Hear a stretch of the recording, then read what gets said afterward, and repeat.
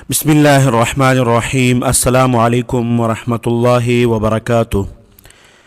محترم سامعین، سید طاہر حسین گیابی رحمۃ اللہ علیہ کا مختصر تعارف آپ لوگوں کے ساتھ شیئر کرتے ہیں۔ محترم سامعین، سید طاہر حسین گیابی رحمۃ اللہ علیہ 1947 سے 2023 تک ایک ہندوستانی حنفی دیوبندی عالم اور مقرر اور مناظر تھے، محقق اور مصنف بھی تھے۔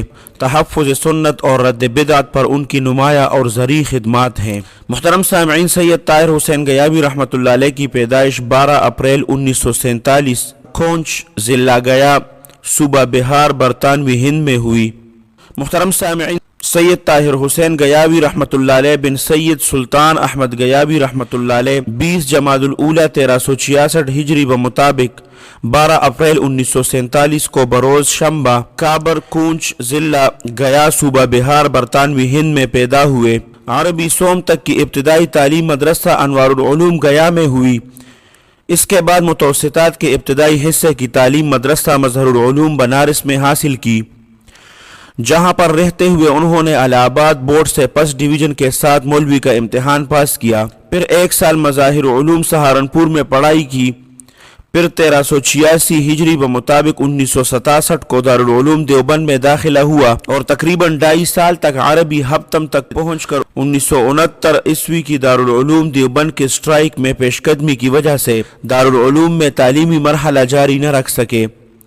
بالآخر سید فخر الدین احمد کے مشورے اور کاوش سے جامعہ اسلامیہ جامع مسجد امروبہ میں داخلہ ہو گیا اور شعبان 1399 ہجری بمطابق 1970 میں وہی سے حدیث کی تکمیل کی۔ اسی درمیان میں الہ آباد بورڈ سے عالم اور فاضل کا امتحان پاس کیا اور علی گڑھ مسلم یونیورسٹی سے فرسٹ ڈویژن کے ساتھ ادیب کامل کا امتحان بھی پاس کیا۔ محترم سامعین، سید طاہر حسین گیابی رحمۃ اللہ علیہ کا تدریسی اور عملی زندگی۔ تعلیم سے فراغت کے بعد گیابی نے تقریباً 8-9 سال مدرسہ اسلامیہ ریوڑی تالاب سمیت بنارس کے متعدد مدارس میں تدریسی خدمات انجام دی۔ پھر 1404 ہجری بمطابق 1984 کو انہوں نے اپنے زیر اہتمام ریاست بہار جو موجودہ جھارکھنڈ ہے اس کے ضلع پلامو میں دارالعلوم حسینیہ کے نام سے ایک ادارہ قائم کیا۔ ان کی جامعہ اسلامیہ ریوڑی تالاب بنارس کے تلامذہ میں حقانی القاسمی بھی شامل ہے۔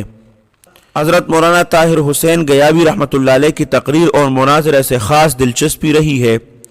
شروع سے ہی انہوں نے خدمت دین اور بدعات اور خرافات کی اصلاح کے لیے میدان مناظرہ اور مباحثہ کا انتخاب کیا اور اس میدان کے مشہور زمانہ کہلائے جریہ، کھٹک اور کٹھیہار کے مناظرے ان کے تاریخی مناظروں میں شامل ہے۔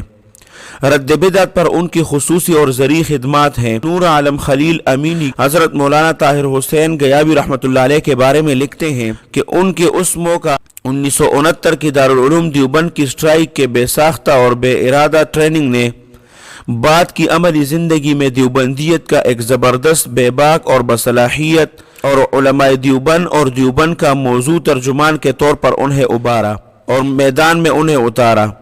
آج وہ مناظر اسلام، متکلم اسلام، ترجمان دیوبند، لسان حق، خطیب دورہ سب کچھ بنے ہوئے ہیں اور یہ سب کچھ القابات ان کو دیے گئے ہیں۔ محترم سامعین، حضرت مولانا طاہر حسین گیابی رحمۃ اللہ علیہ کے تصانیف کیا ہیں؟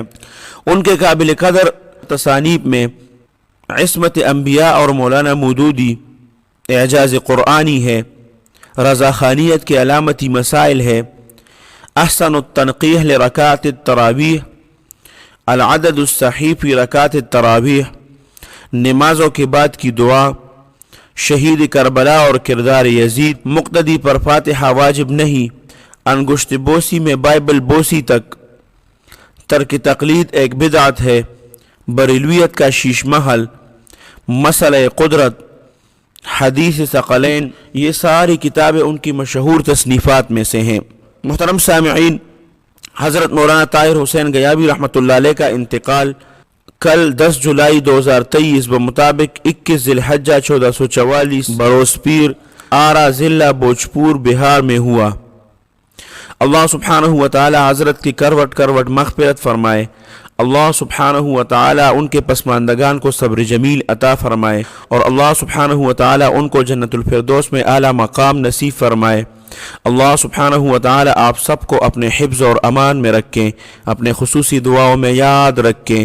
السلام علیکم ورحمۃ اللہ وبرکاتہ۔